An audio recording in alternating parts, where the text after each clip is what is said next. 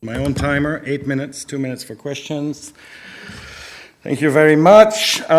So I just joined the industry a couple of years ago. Newgen is an established company.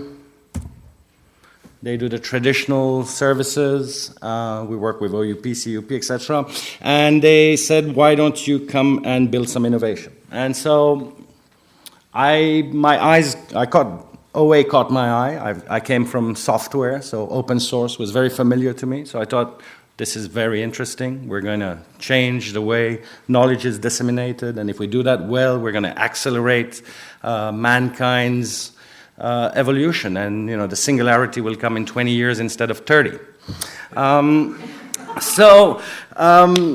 then the other thing that I noticed is that, this wasn't like climate change. Really, mobile was going to take over. And so I put two together. I said, so let me build a mobile platform for scholarly content. And I really can't see my slides. I can see them better here. Then I said, well, how come, that's still the same point. And I said, how come, that's even the same point. I didn't do my slides, actually. My guy did them in India. That's a bad idea. Don't do the production with us. That will happen. So I put the two together and I said, all right, let's build a mobile distribution platform. Let's focus on journals. Journals are in PDF. PDF is a terrible experience on mobile phones. So what can I do? And really, why aren't we using EPUBs? And so really I said, let me go and find XML. Oops, the only way I can find XML is open access. And not everybody has equal open access, the same quality of XML as Kaveh would say. And so I went and I looked at PLOS first, and I started to convert all the open access content that I could. And currently I have about 75% of the articles that are so-called CC BY are available on ResearchPad. So we have about 400,000 articles. And so I'm bringing in publishers one after the other. I started with the lowest hanging fruit, like I said, PLOS, and then I went to BMC. And just before coming here, I got eLife in, even though it was only 1,500 articles. But because Mark invited me to talk, I said I might as well get his content on. And then I've got two big ones that are coming. And so really the vision that I put is like, okay, let me read that. Provide the entire research community a single place on mobile and on web where they could have access to mobile optimized and palatable content so that really long form could be read on mobile and not only back at the office, because who knows, you might be stuck in an hour waiting for some administrative thing to happen, and you get a notification and suddenly the article on the particular gene mutation you're researching by a colleague comes out and you want to read it then and there and you don't want to wait.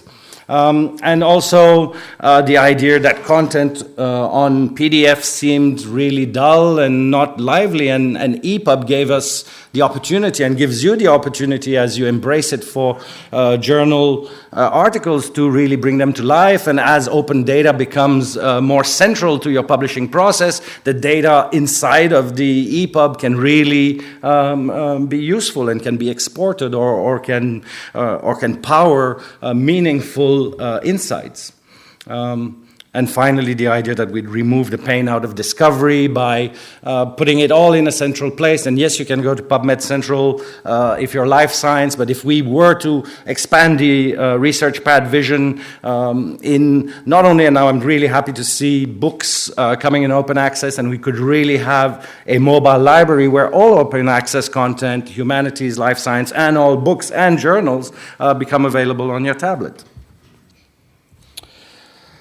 It's a modern web app. It has all the features you'd expect. You can share, you can save in your library. It syncs across tablets, and if you go and see it on their website, whatever you've starred is available, etc. You can add it to your citation managers, export those citations to friends, etc., etc. So it's a modern web app.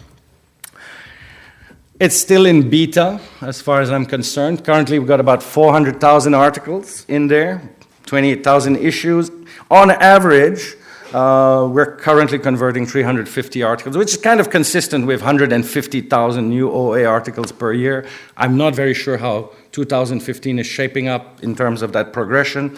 Over the next month or two, we'll add 2 major publishers, which have caused us a little bit of issues from the XML not being terribly compliant.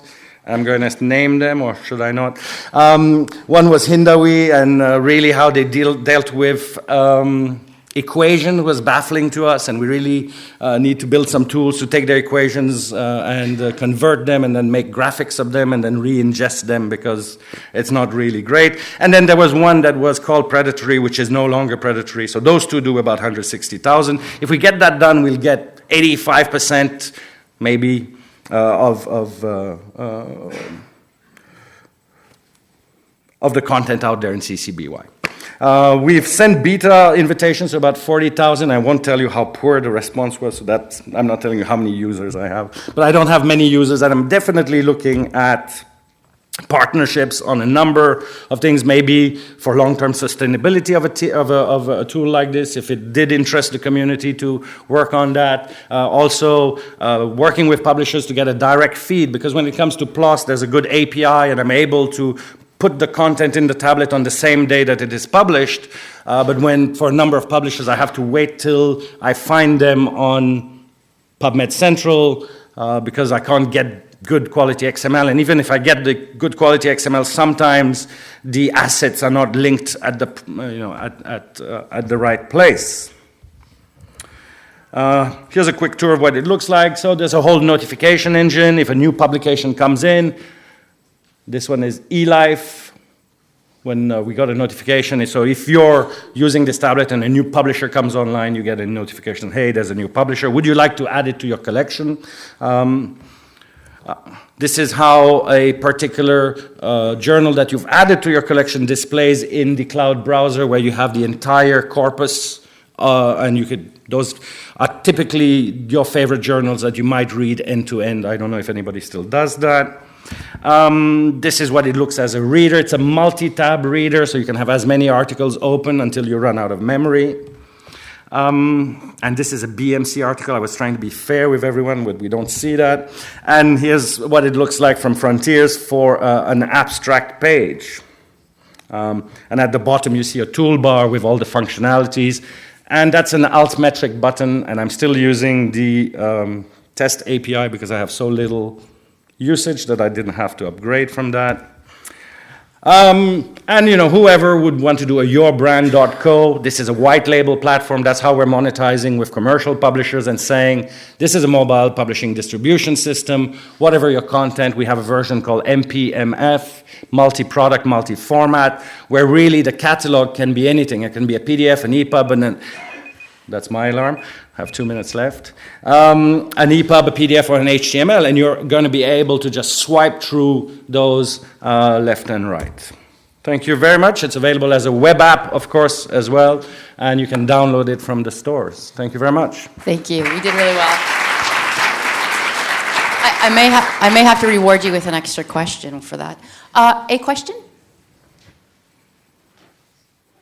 Oh, okay. Thank you very much, Patrick.